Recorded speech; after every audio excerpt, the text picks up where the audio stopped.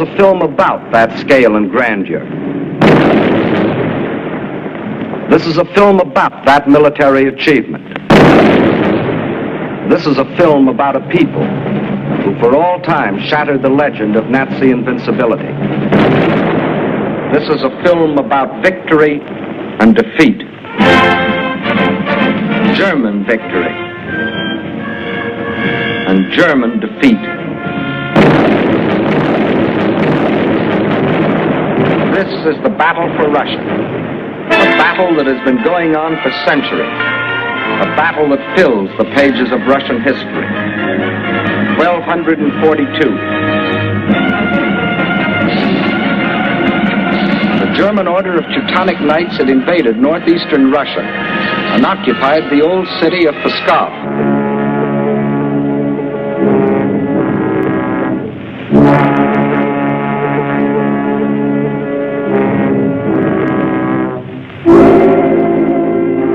Under the leadership of their Grand Master, von Bock, they threatened to enslave the whole population of that area, including the capital, Novgorod.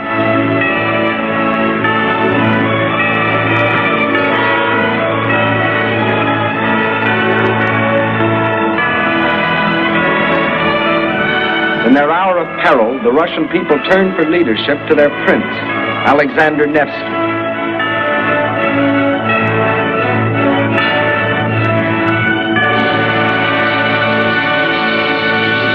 And on April the 5th, 1242, on Lake Peipus, the Russians met the might of the German forces.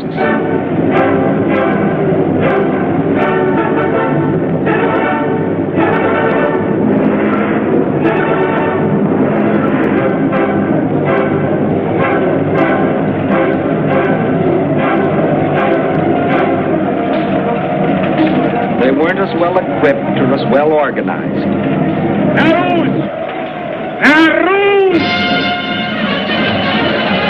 But in their hearts was a flaming courage, a flame so fierce that it pierced the German army.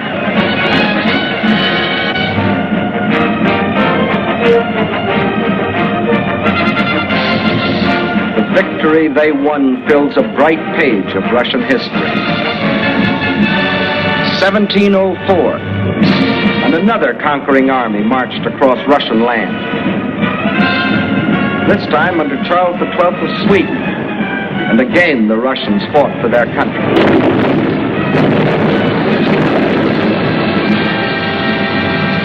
Led by their emperor, Peter the Great, after 5 long years of war, they defeated the Swedes in the historic Battle of Poltava.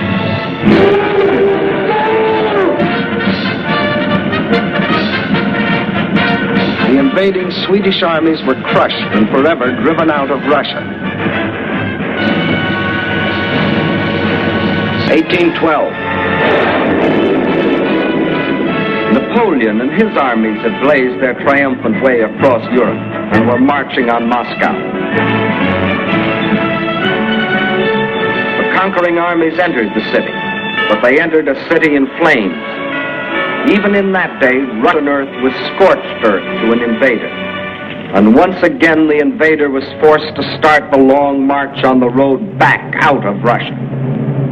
1914, and another German army, this time under Kaiser Wilhelm, set out to conquer Russia.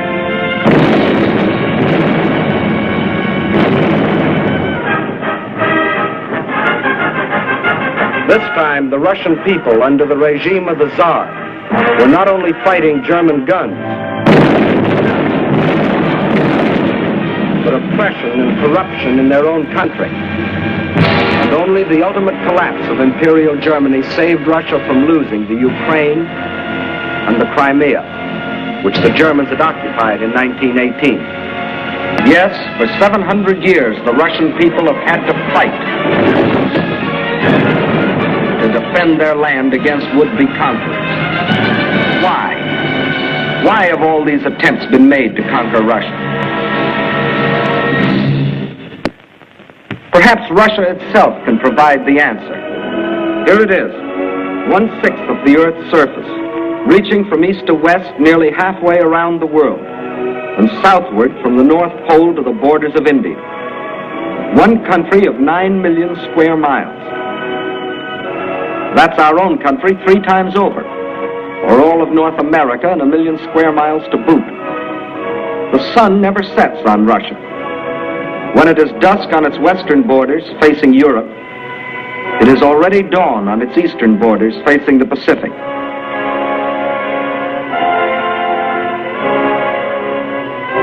That's Russia, or to be correct, the Union of Soviet Socialist Republics.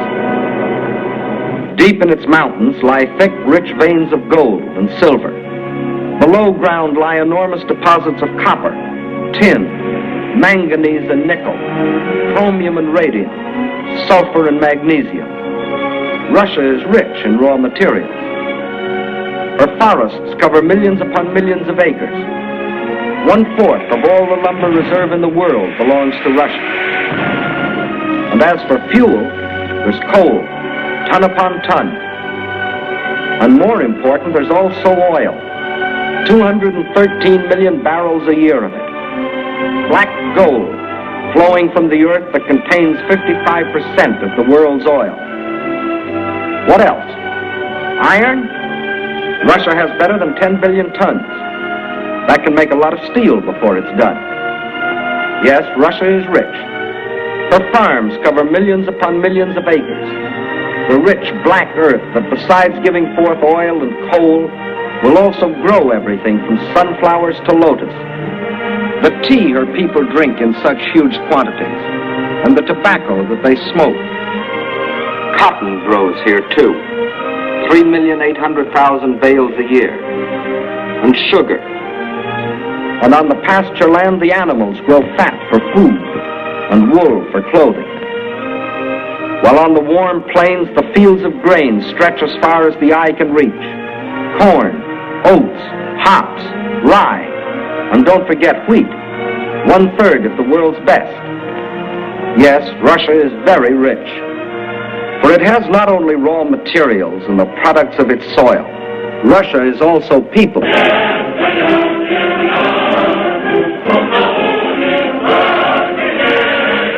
193 million people.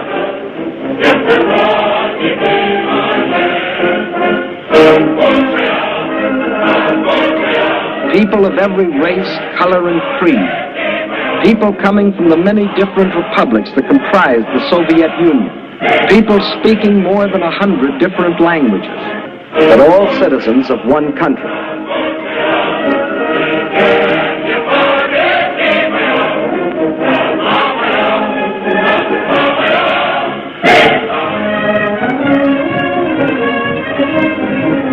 Whether they are the great Russians, the descendants of the first settlers of this vast area, and for 1,000 years its main population, or Cossacks, the famous horsemen from the open plains of the Don River Valley.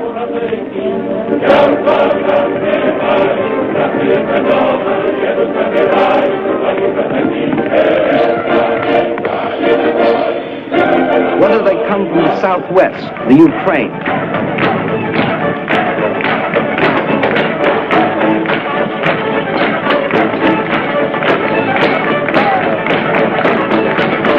here in the breadbasket of the Soviet Union live the Little Russians, better known as Ukrainians, and beside them the Moldavians and Bessarabians, or if they come from the far south between the Caspian and Black Seas.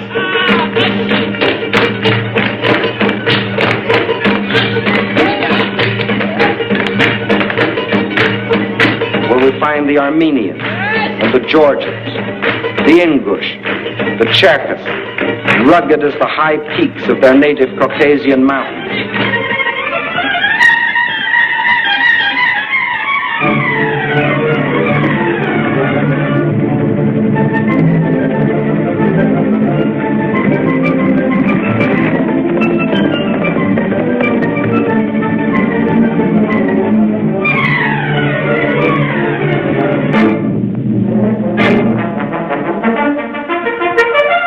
Whether they are Uzbeks, Turkmen, Kyrgyz, from the Persian and Indian frontiers, or Mongols,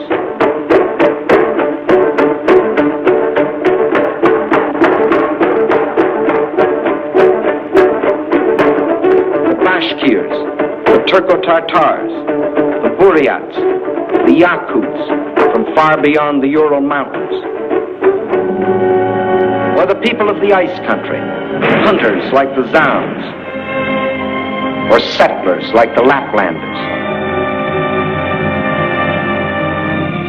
Whether they come from the pioneering wilderness of the far north, or from a great city like their capital, Moscow, where the ancient buildings of an ancient civilization stand beside the modern structures of a modern civilization, where the old Russian droshka still competes with the modern limousine.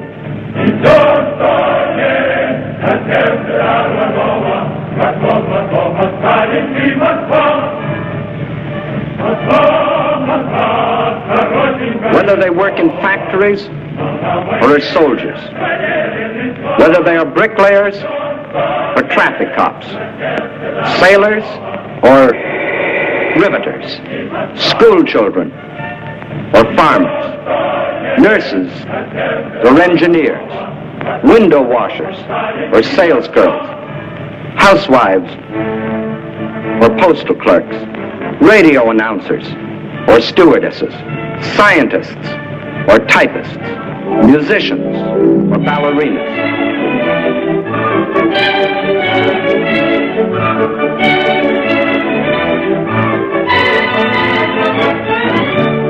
Regardless of what they do or where they live, they all have one thing in common: love of their soil.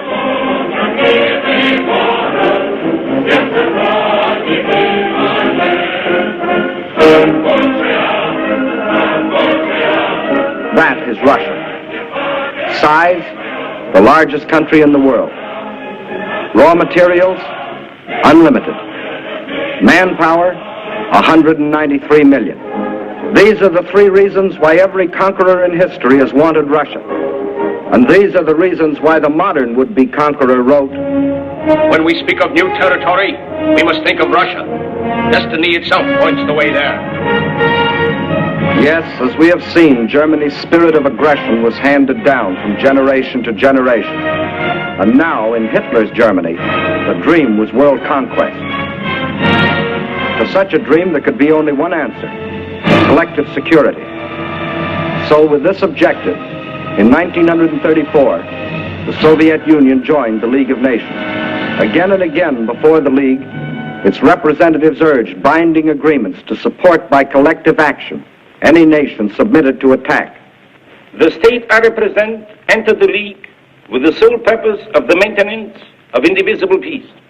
The League of Nations is still strong enough by its collective actions to avert or arrest aggression. There is no room for bargaining or compromise. But while some members of the League were pleading vainly for the use of collective force to stop aggression, the world saw other members, Germany, Italy, Japan, withdraw from the League to follow the path of aggression. Manchuria, Ethiopia, then Hitler invaded Austria, Czechoslovakia, and in 1939, Poland, first step on the road to Russia. But his eastward march was interrupted by France and Britain declaring war. So the Germans were forced to turn west, and in 1940, as we have seen, wiped the last opposition from Western Europe. And while the Nazis were unsuccessfully trying to beat Britain to her knees, the German generals were already planning to resume the interrupted Eastern Blitz. The road to Russia was now open.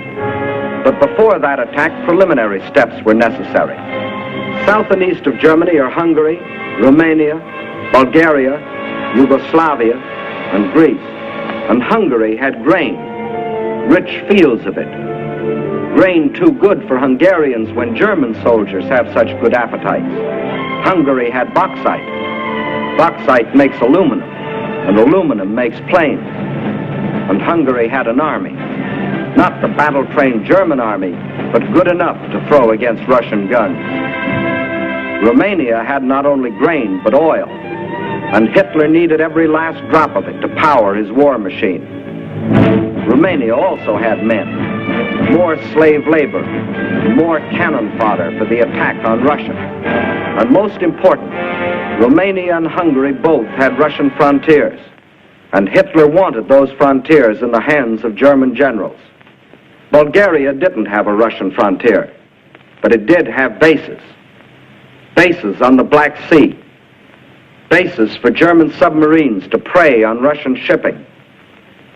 By the spring of 1941, the reactionary governments of Hungary, under the dictatorship of Admiral Horthy, of Romania, governed by young King Michael, who was only a tool in the hands of Hitler's puppet, General Antonescu, and of Bulgaria, ruled by King Boris, always a disciple of German imperialism.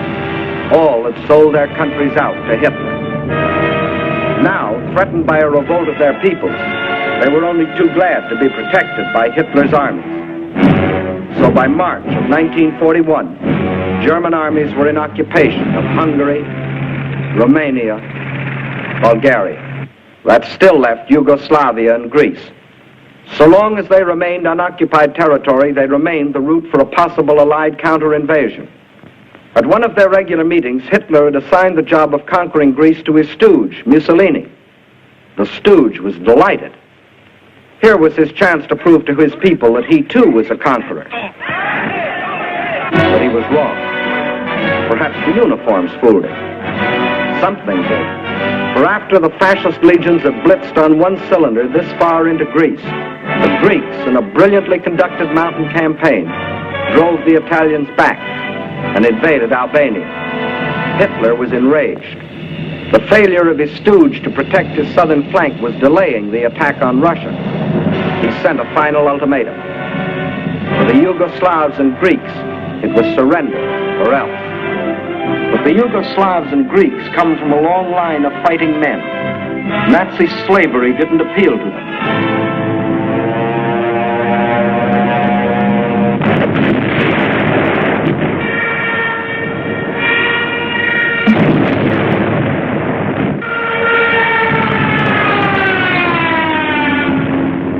At dawn, on April 6th, German bombs told the Yugoslavians they were at war with Germany. The Nazis and Italians launched a powerful and coordinated attack from all their bases, supported by virtually unopposed aerial bombardment. The conclusion was inevitable. Although resistance was determined, the Yugoslav army was cut up into many small segments and captured.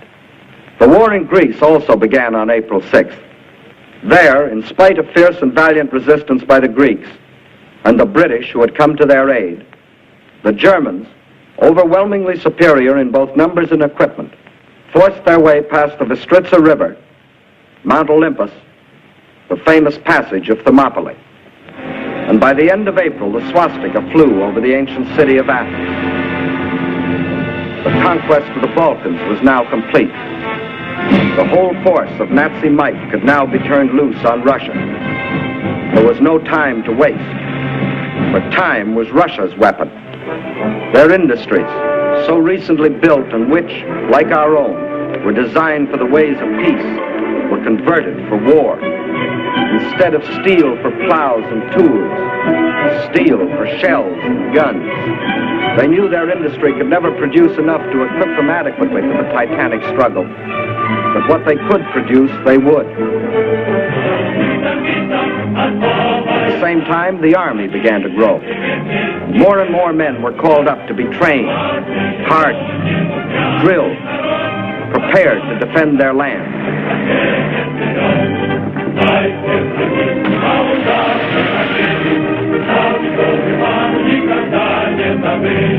With the conquest of the Balkans, the Nazis had a solid front from the Black Sea to the Baltic, but the Russians had built themselves a buffer to take some of the steam out of the Nazi punch, no matter where it landed. But where would it land? When the blow came, it was from 5 different directions, and from the north, 1 extra, just for luck. That was the big day.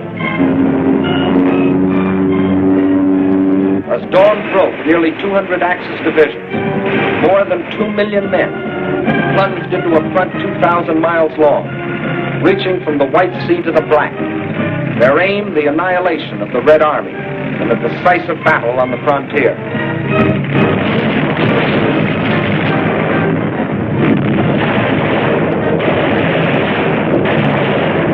The offensive started along the whole length of the front, but was concentrated on three main objectives: Leningrad, Moscow, and Kiev, the capital of the Ukraine.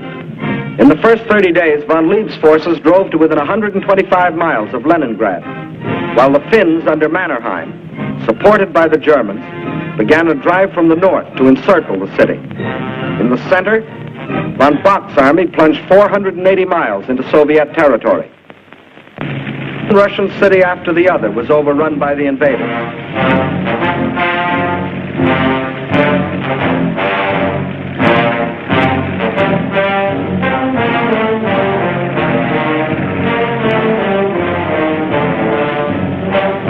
And on July 17th, they captured the first main objective, Smolensk, regarded as the key to Moscow.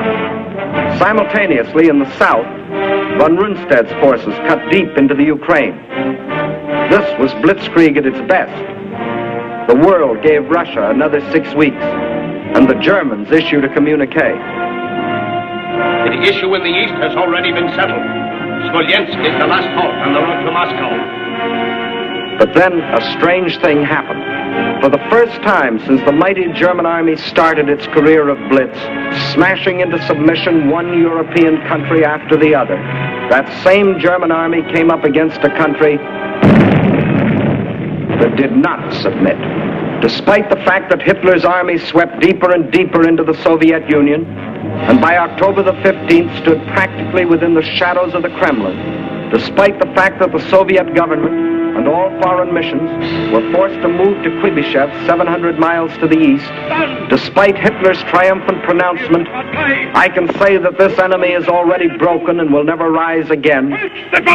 Despite the fact that by December, 500,000 square miles of Russian territory, an area equal to the entire Middle Western United States, had fallen to the invaders. Yes, despite Russia's loss of her best agricultural areas, her most thoroughly developed industrial plants, millions of her people, thousands of her tanks and her planes, despite everything, those 6 weeks had lengthened into nearly 6 months, and the dread Nazi blitz had spluttered, stumbled, and finally died. What had happened here? Let's try to analyze it. First, in this titanic struggle, not only two armies, but two fighting methods and two strategies came face to face. The German strategy was based on the well-tried Keil and Kessel, or wedge and trap maneuver. One wedge would be driven deep into the enemy territory to hook up with another spearhead driven through to meet it. In the trap thus formed, the victim would be pocketed for annihilation. The German plan in every campaign was to seek a decisive battle at the moment of invasion. A single blow must destroy the enemy without regard for losses. A gigantic, all-destroying blow. Remember the campaigns you have already seen in these films. Poland. The Poles concentrated on their borders. The Blitz broke through. 18 days finished Poland. France. The Allied strength on the borders. The breakthrough at Sedan. And the issue of France was settled. The Balkans. The Yugoslavians rushed to the border. The breakthrough came, and in 12 days, Yugoslavia was gone. The Germans planned the same blitz against the Russians. But the Russians had developed their own strategy, one to take full advantage of the vast area of their land. The Russian strategy was a defense in depth, line after line, far back into the interior. And when the Nazi wedge struck, the first line would bend with it until it became part of the second. Again, the wedge would strike. Again, a segment would be lost. But again, the line would bend until it became part of the third. So the deeper the Germans plowed into Russian soil, the stronger their opposition, until finally they faced an unshatterable wall and were robbed of their chance to hit that all-destroying blow they had counted on. The result? The Germans conquered land and lost the campaign. For the Russian tactics kept the main bulk of their armies intact and made a long war inevitable instead of that quick decision the Germans sought. And the Russians had other tactics that threw the Germans for a loss. Germany had developed blitz warfare, mechanized warfare, armies on wheels, juggernauts to crush everything before them. But the Russians found a way to drag them out of their traveling fortresses. They used their cities as strongholds and made the blitz come to them down alleys.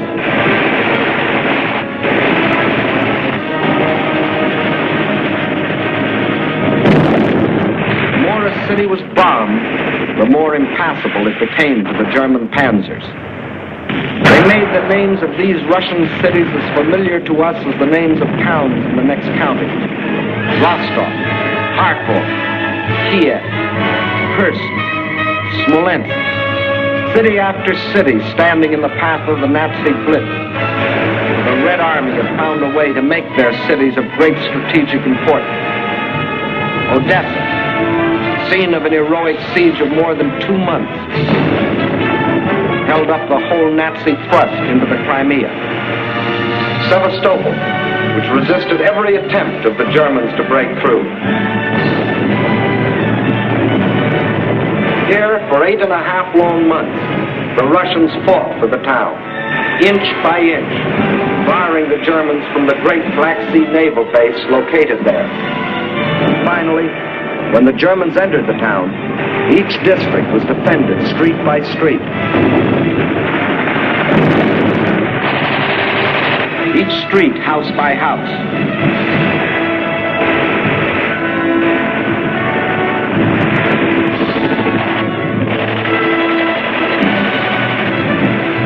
Each house, room by room.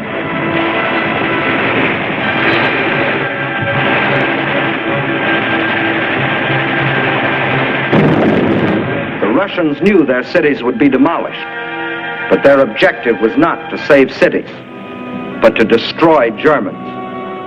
A high price to pay for a copy of Mein Kampf. So the Germans were forced out of their armored shells to fight and to die in the hand-to-hand combat they thought they had abolished. There was another item the Germans had overlooked. They overlooked people.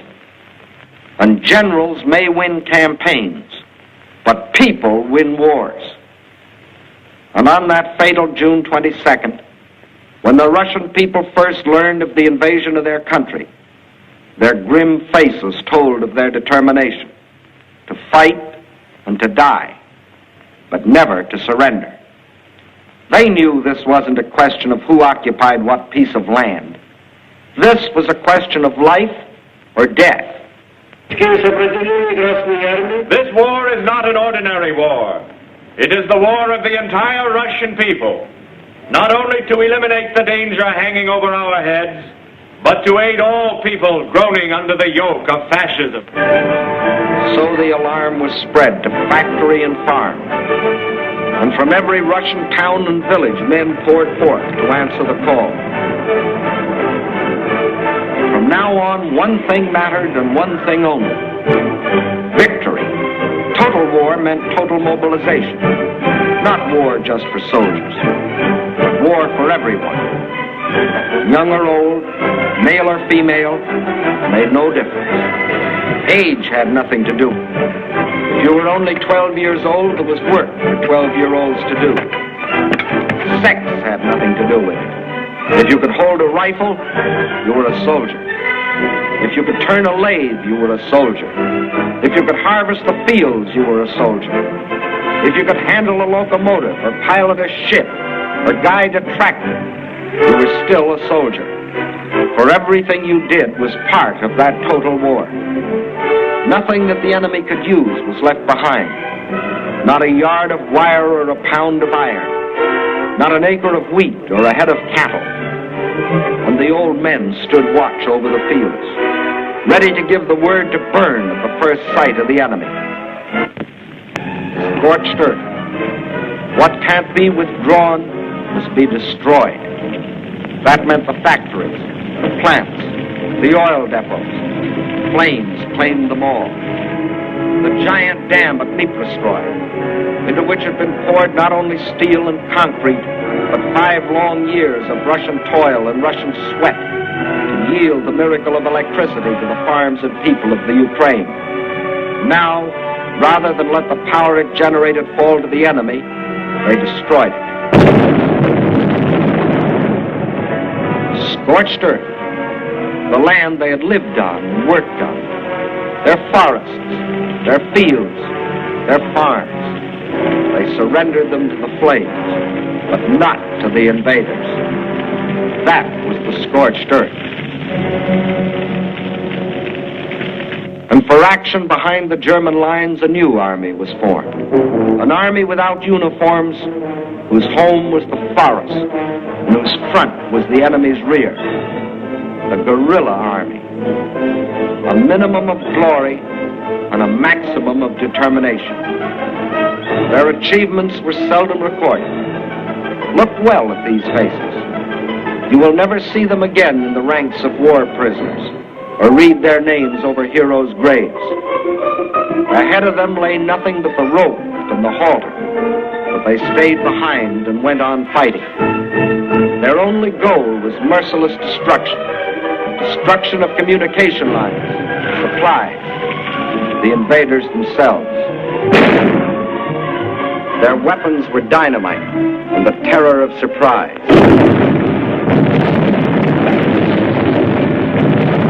They asked for no mercy, and they gave none.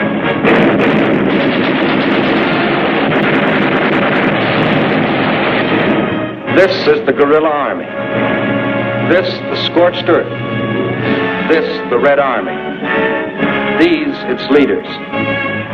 These are the reasons why, although the Germans conquered land, 500,000 square miles of it, it was just land, barren land, scorched land. These are the reasons why, after 5.5 months of blitz warfare, after coming within sight of their goal, the Germans were stopped at the very gates of Moscow.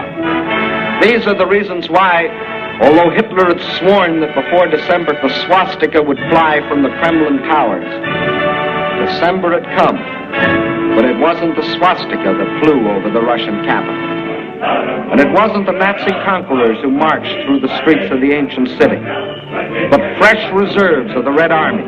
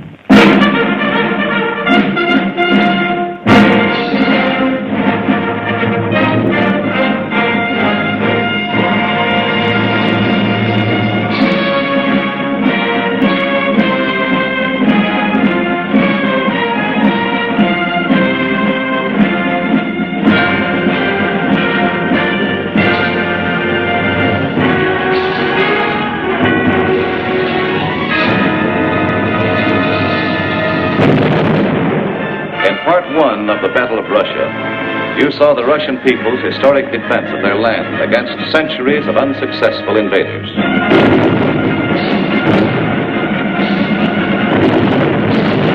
You also saw how after 5.5 months of Nazi blitz, the Russians stopped Hitler at the very gates of Moscow, and how, in spite of Hitler's prediction that by December of 1941, the swastika would fly over the Kremlin towers, December had come, but it wasn't the swastika that flew over the Russian capital, and it wasn't the Nazi conquerors who marched through the streets of the ancient city, but fresh reserves of the Red Army on their way to reinforce and relieve the front lines.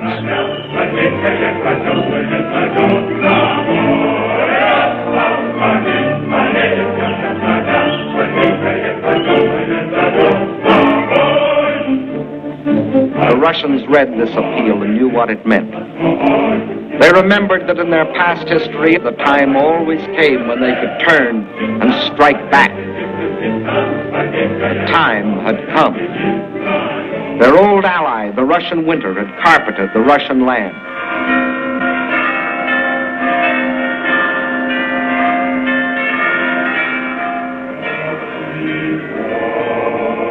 And while in the churches of Russia, men of God prayed for victory against the invader,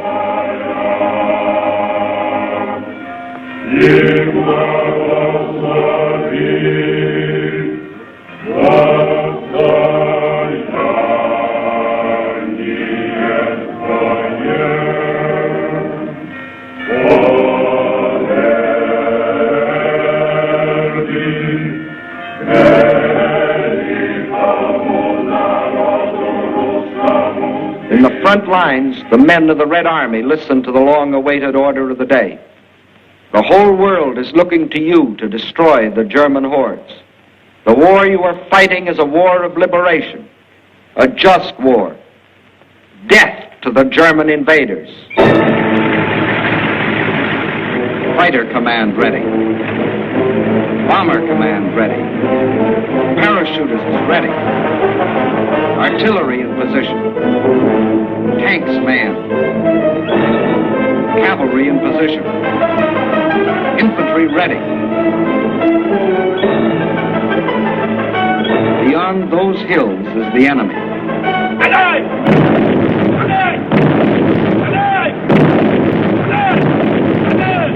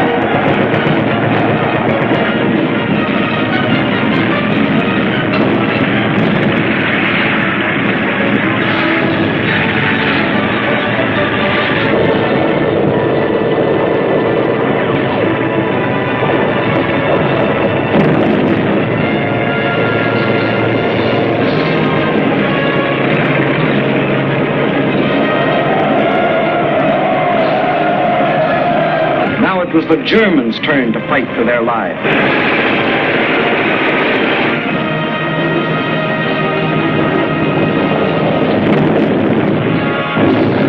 Now, for the first time, it was the German army that retreated.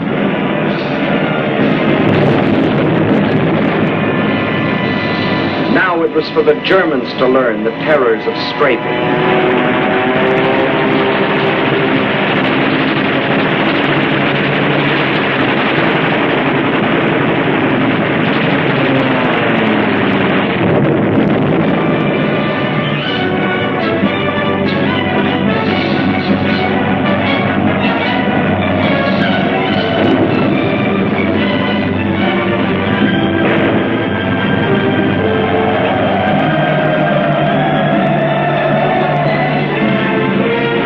Village after village, town after town, on the Red Army swept through the country which for days and weeks had been under the invaders' yoke.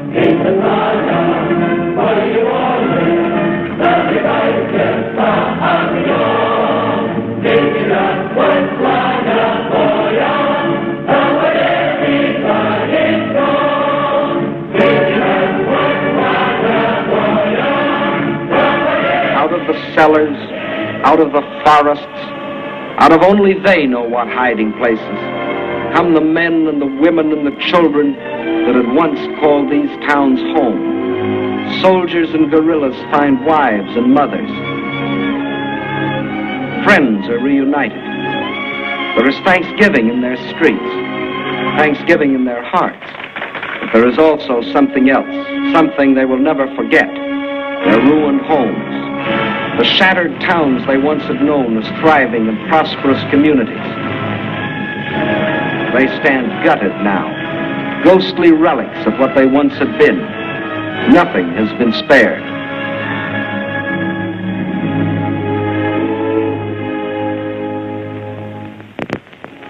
This was a museum, the former home of Peter Tchaikovsky, a man who wrote music for Russia. Music that sought the heart of his own people. And because it found that heart, it found the hearts of people everywhere. His piano concerto.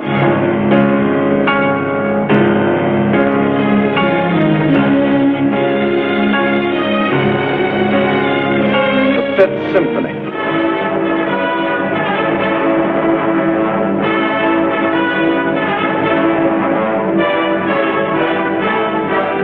The Sixth Symphony.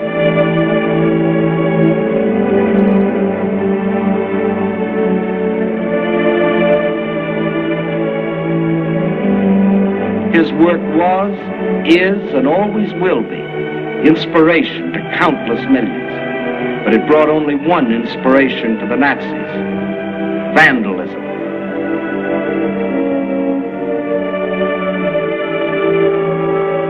And this was the home of Leo Tolstoy, the author of the immortal novel, War and Peace. His home, too, was a museum, until the Germans came. And this is Tolstoy's grave. If the Nazis buried nearby had read his famous book, they would have learned their fate beforehand. But there were other dead the Nazis didn't bury. Russian dead. They weren't soldiers, and they weren't killed in battle.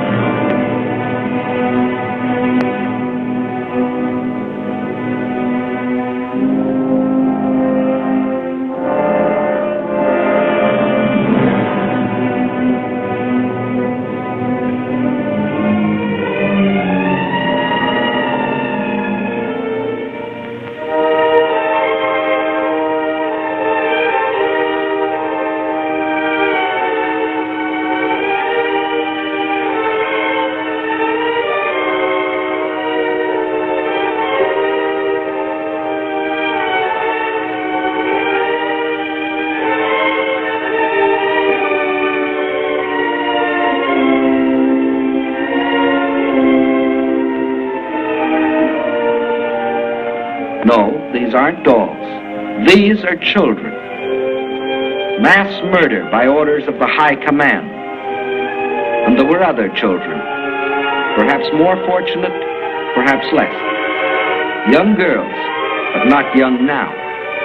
The attentions of the Nazi soldiers aged them very quickly. And whoever resisted the invaders met with this. These are the things the Russians can never forget.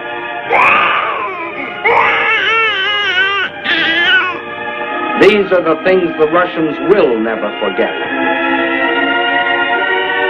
These are the reasons why every Russian pledged his life to uphold this sacred oath.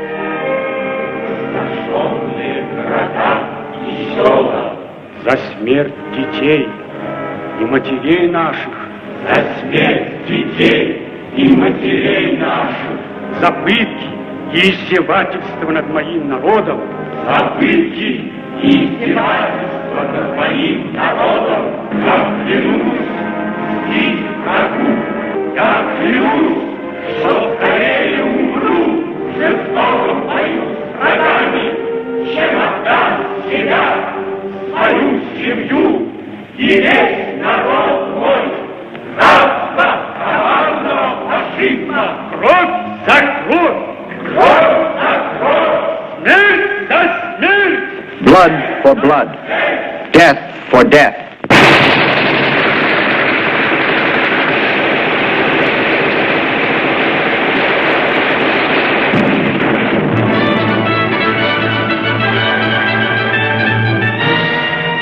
the reason the Russians smashed on, deeper and deeper, along the entire front from Rostov to Leningrad. Nowhere could the tide of Russian pressure be stopped. And by spring of 1942, this area was delivered from the Germans. But this was not the important result. Not that this town or that village was retaken, but that the whole legend of Nazi invincibility had been shattered. German armies could retreat too. German armies could be defeated. German troops could be captured.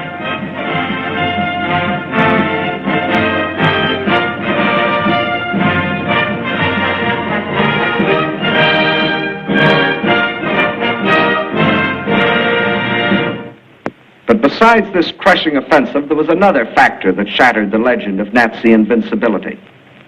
That factor, which will live forever in the history of this war, was written by the people of this city. A city now called Leningrad after the leader of the Russian Revolution, Lenin, and which before that was called Petrograd in honor of its founder, Peter the Great. A city which today, with the exception of Moscow, is the most important center in the Soviet Union because some of Russia's largest industries are centered here, and also because it is Russia's principal port on the Baltic Sea and the base for its Baltic fleet. Here, as throughout the Soviet Union, on June 22nd, word came of the attack. But here, the city was only a few miles from German lines. And while the men of the Red Army and the Baltic Fleet moved out to meet the enemy, behind them another army was formed. An army whose weapons were shovels instead of rifles. An army of men.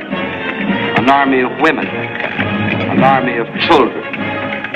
Feverishly, they dug the trenches, threw up barricades, built defenses, prepared themselves for the worst.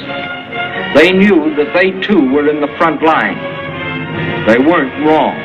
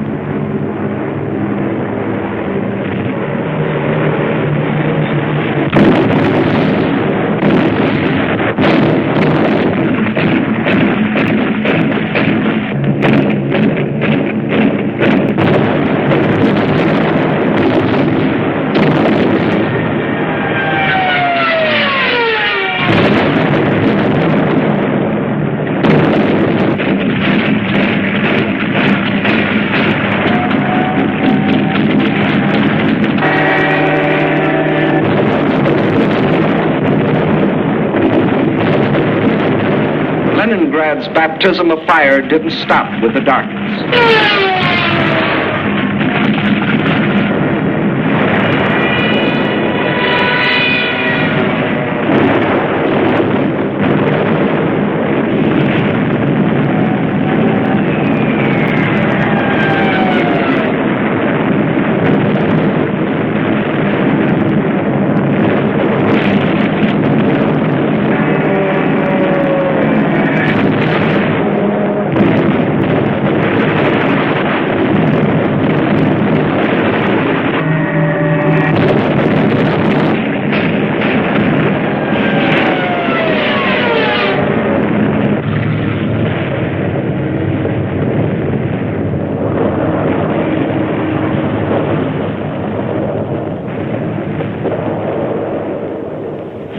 Finally, the morning comes, and the people of Leningrad dig themselves out from the ruins.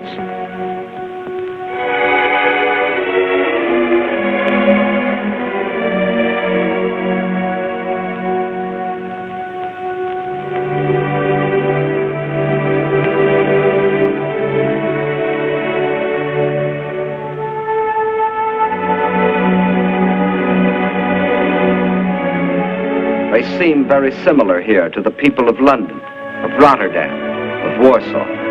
As in those cities, there were ruined homes, museums, and other important military objectives, like the Russian Dumbo from the Leningrad Zoo. But there was one important difference.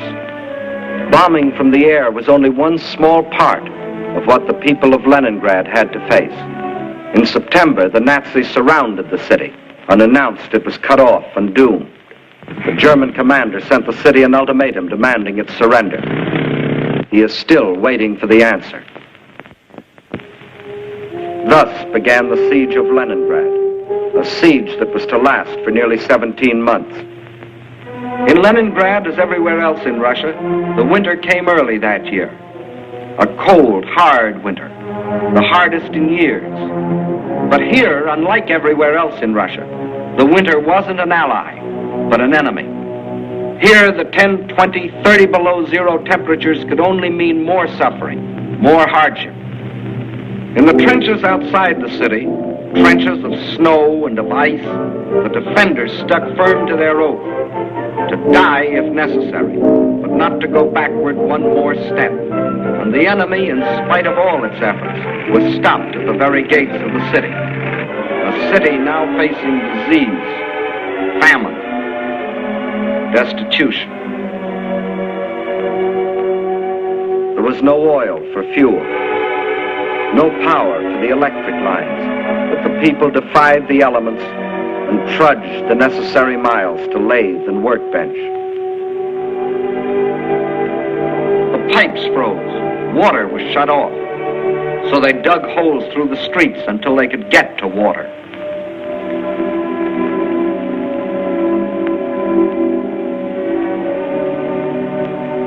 There was no food, and the whole city went on starvation rations. A factory worker got 8 ounces of bread a day. Everyone else, child and adult alike, only 4. And to keep the dread enemy of disease from stalking the streets of their city, an army of women worked with shovels, worked with picks in those streets every day, clearing away the rubble, the refuse, the sources of contamination. Bombs from the air couldn't force the defenders of Leningrad to surrender. Winter couldn't do it. Hunger couldn't do it. So the Germans decided to shell them into surrender. For days, long-range guns hurled ton after ton of high explosives into the heart of the city.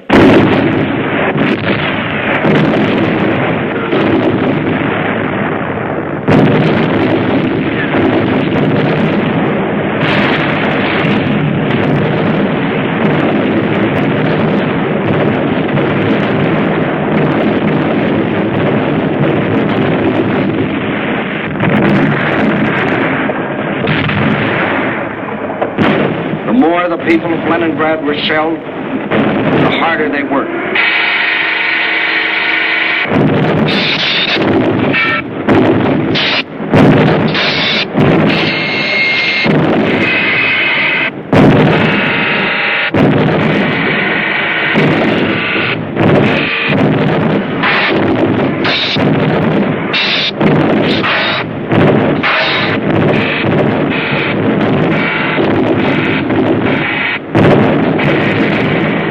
In a rain of high explosives, cut off entirely from the rest of Russia, with only their own hands to depend on. Their determination never faltered. Every day, more people died of cold, disease, hunger. This was Leningrad in its darkest hour. And then a miracle happened. To the west of Leningrad is the Baltic Sea, and to the east and north is Lake Ladoga, 7,000 square miles of inland water. The Finns and the Germans occupied one border of the lake to about this point, and in the south the Germans controlled the lake to here. Between these 2 points was a stretch of lakefront still in Russian hands, but there was nearly 100 miles between this shore and the beleaguered city. 100 miles of what had been open water and was now snow-covered ice.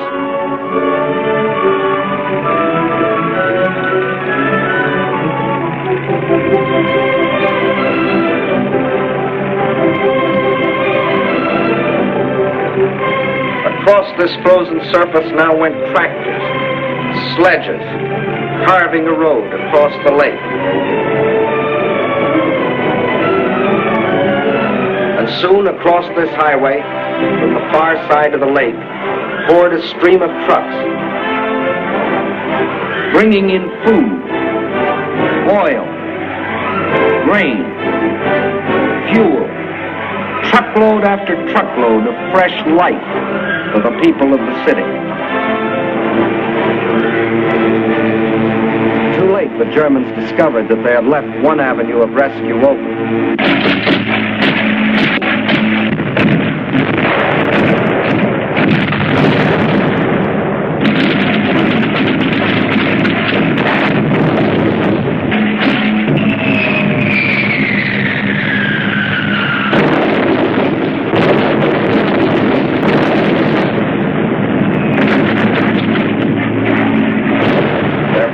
Bombed the road, but the trucks kept rolling, by day and by night.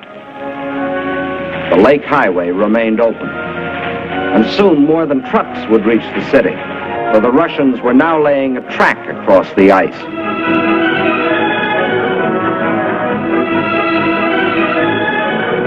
To the heroes of Leningrad, says the inscription on this locomotive as it starts its pioneer voyage. From the far shore of the lake, it brings food, medicine, supplies of all kinds. Across the lake and into Leningrad, this train is but the first of many. Trains that not only brought in supplies, but that could take out the wounded, the sick women, the half-frozen children. All those that needed better care. All winter long, the lake traffic continued. And all through that terrible winter, the men of the Red Army, outside the city, found the strength not only to defend, but to attack. Time after time, they hurled themselves against the invader, driving him inch by inch back from the city's outskirts.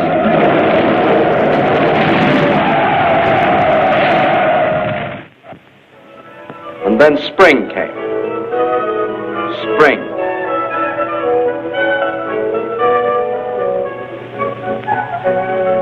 Outside Leningrad, the snows begin to thaw, and German bodies are washed from their icebox graves, mute evidence of Russian tenacity.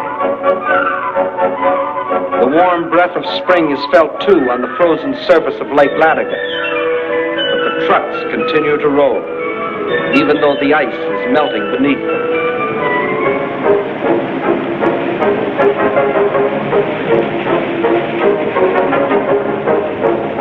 Spring, as it invariably does, comes to the city, too.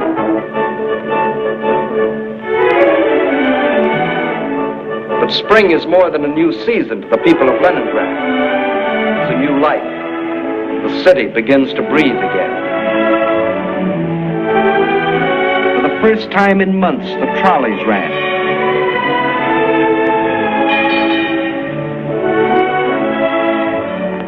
That first day, it seemed that every man and woman and child in the city had to go for a ride.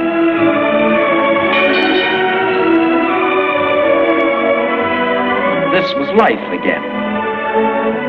Life for the Leningrad children that weren't killed by Nazi bombs or by the horrible winter. Life for the Russian WACs, the women of the Red Army. And for the Russian waves, the women of the Red Fleet. And for the sailors of the fleet themselves, the artists of the famous ballet theater have come to offer entertainment.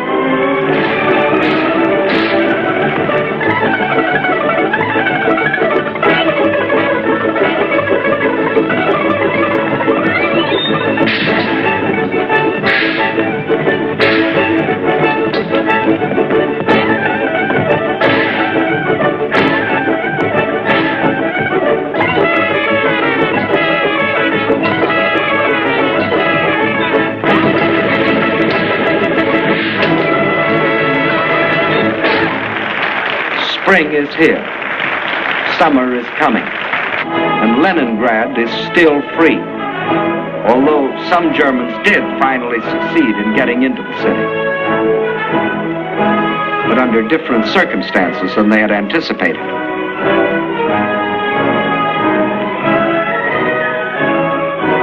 Yes, here too the legend of Nazi invincibility was shattered against the iron will and courage of a determined people. The citizens of Leningrad have proved that generals may win campaigns, but people win wars.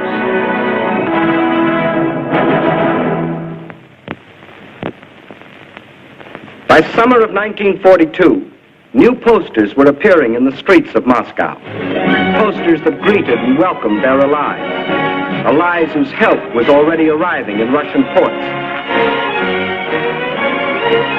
Allies whose friendliness had sent drugs and food and warm clothing to help sustain them in their darkest hour. But in spite of all this, the staff of the Red Army knew that they still faced the most powerful enemy in history, and that enemy would attack again. But when this attack came, the whole German strength was to be concentrated on one objective: the Caucasus and oil. The Caucasus Mountains represent one of the toughest military obstacles in the world. Towering peaks rising to heights of as much as 18,000 feet, with only one practical highway traversing them. And Baku, the biggest oil field, is on the other side. To reach Baku, the only feasible military route was along the coast of the Caspian Sea. But the map shows what a dangerously extended supply line this would entail. To make the operation a success for the Germans, the first necessity was control of the northern hub of the rail lines of the area and a new base of operations. That hub was a Volga River port we have come to know well, Stalingrad, named for Russia's present leader. The pride of this generation of Russians, for it was their city, built in their time. With the capture of Stalingrad, the Nazis would have a base from which to launch a flanking attack on Moscow. With one master stroke, the Russian armies to the south would be cut off from help. And in the north, Russian factories, Russian farms, and Russian armies would be practically cut off from Caucasus oil, and also from American and British supplies, which were shipped to Russia through Iran and Iraq. German control of the entrance to the Volga and its two main ports, Astrakhan and Stalingrad, would be a crippling blow for Russia. For the Volga is the vital artery through which flowed the lifeblood of supplies. Early in May, the German offensive began along a front extending from Kursk to the Crimea. Within 2 weeks, the Nazi steamroller had overrun the Kerch Peninsula, although 2 months more were to elapse before embattled Sevastopol finally fell, giving the Nazis complete control of the Crimea and the southern route to the Caucasian oil fields. Next, they started to drive further north and drove through to the Don River in the area of Voronezh, then spread south and east until they occupied the whole area from the Don River south Rostov. This left them in perfect position to strike against Stalingrad. Further and further south, the drive plunged on, and by the end of August, they had captured the oil fields at Maykom, needless to say, first demolished by the Russians, and reached the northern Caucasus. Yes, the Germans were only a few miles from their goal, the oil fields at Baku, but two barriers still stood between them: Russian mountains and Russian determination. The people of the Caucasus joined with the army to form an unshatterable wall against the full onslaught of the attack.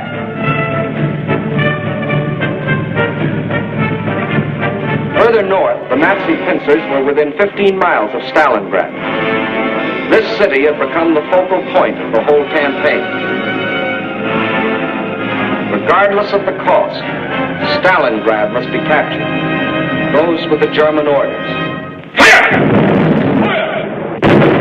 German guns, German bombs shattered the city into pieces.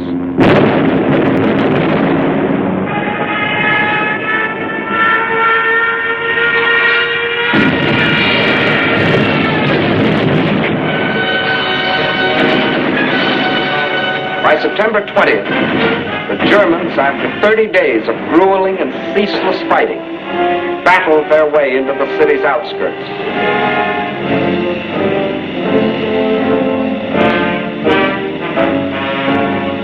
By the end of the month, their drive had carried them through the whole northwest section of the city and into occupation of part of the center, including the railroad station.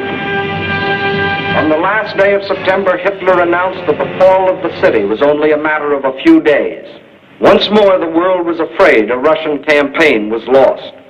But once more, the Germans were to stand on the very threshold of victory and still fail.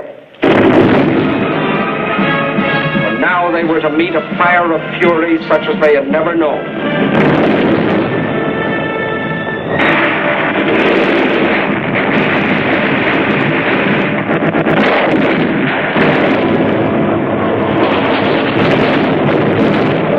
Gone before, the battles waged in the streets of Kiev, Rostov, Odessa, Sevastopol. These were all preludes to what happened in Stalingrad.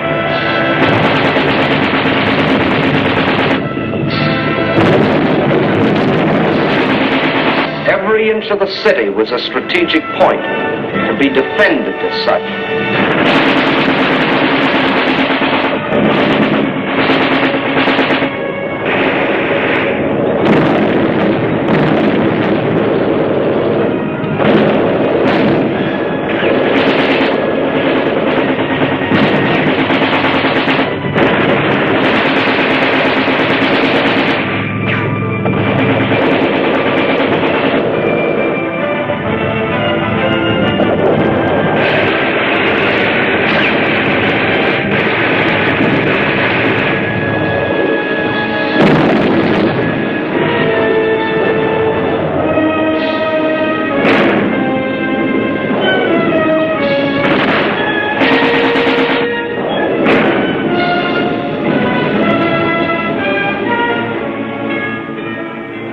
By the end of October, snow covered Stalingrad. From the air, the Germans tried to surrender to the Russian-held part of the city.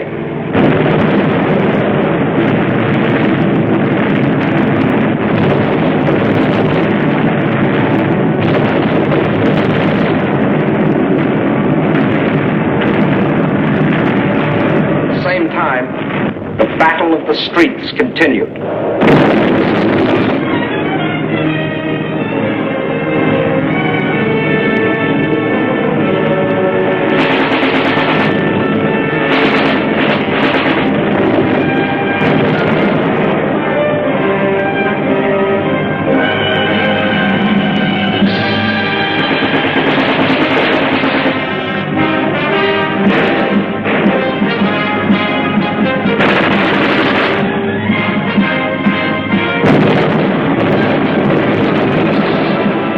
November dawned, the Russians were no longer defending their city inch by inch. Inch by inch, they were regaining it.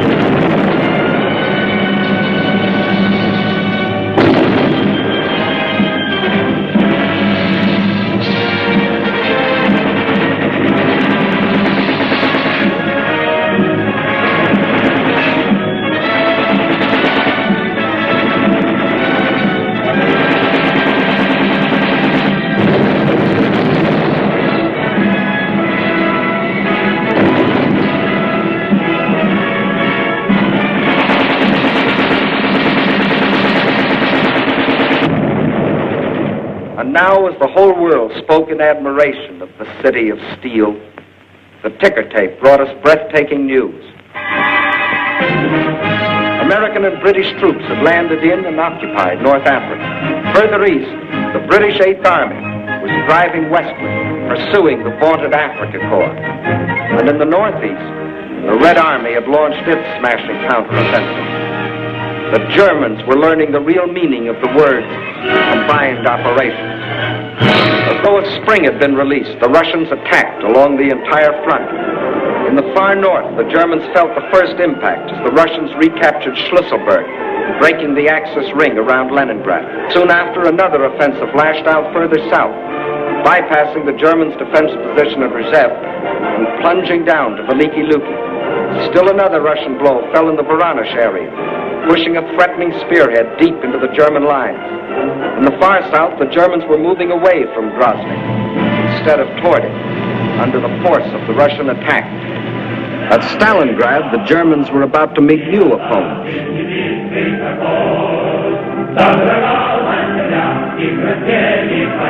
Fresh reserves were arriving from far Siberia. They had been stationed there in case of trouble with the Japanese. Now these troops had been transported to relieve the embattled defenders of Stalingrad.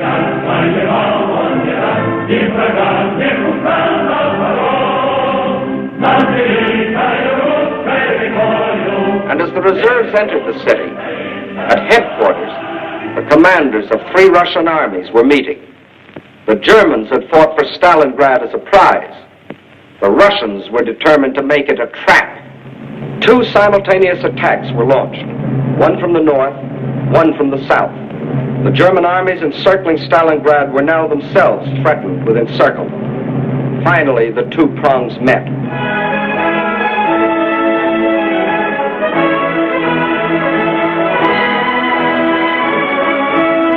These battle-hardened soldiers of the Northern Army and soldiers of the Southern were emotional as children as they greeted each other. They knew this meeting meant the salvation of Stalingrad and of their country. And on this Christmas of 1942, the people of the Soviet Union can celebrate with happy hearts. They have received a most precious gift from the men of their army, the assurance of ultimate victory. Just as in our hometowns, it is the Children's Day in Moscow. It is a happier Christmas this year. Today, there are no German bombers overhead.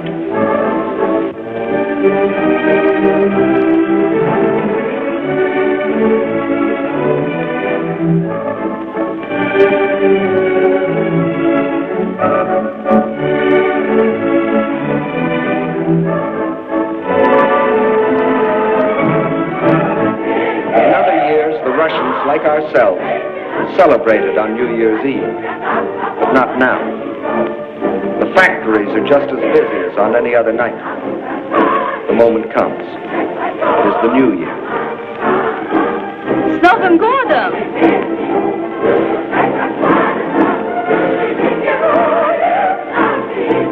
And at the front, the greeting is the same, up to a point. С Новым годом, гвардейцы! Огонь!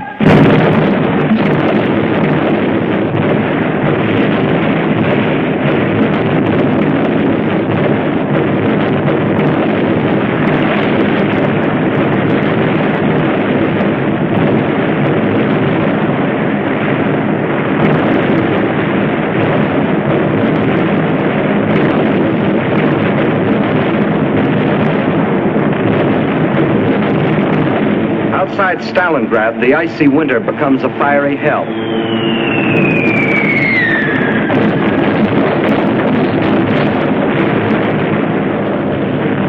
Here are concentrated the latest in Russian equipment. Flamethrowers, ice gliders, used here by shock troops to capture airfields in advance of the main army. Rocket guns, Katusha, the Russians call them.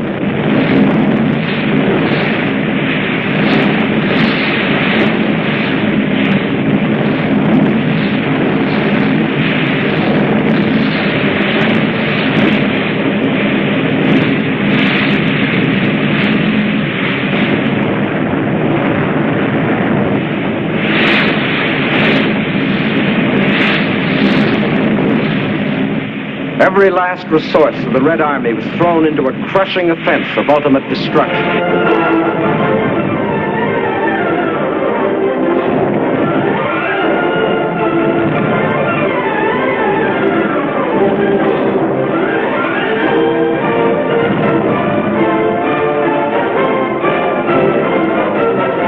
This was Kyle and Kessel with a vengeance, but the Nazis were getting Kesseled instead of the Russians.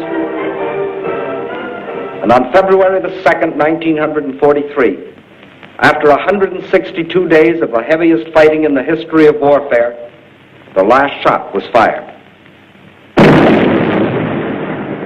Peace came to Stalingrad.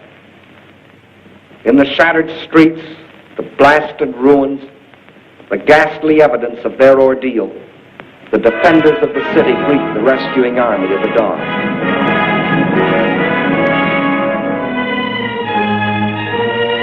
Stalingrad is free. The Nazis had capitulated.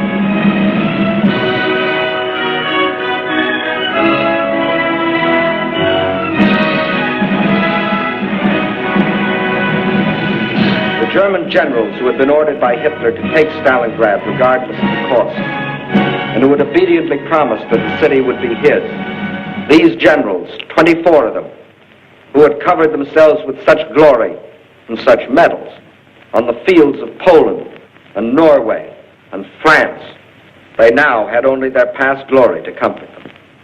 This is Field Marshal von Paulus, Commander-in-Chief of the German armies at Stalingrad. This is the man who told his soldiers that if they surrendered, he would see to it that their families died in reprisal. When he faced his captors, perhaps his worried expression reflected an anxiety that Hitler might take the same revenge on his family. For he knew that when he surrendered, Hitler lost not only a field marshal, he lost an entire army, 22 divisions, 330,000 men.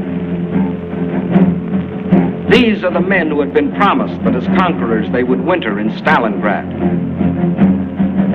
Well, it was winter, and this was Stalingrad, and here were the conquerors.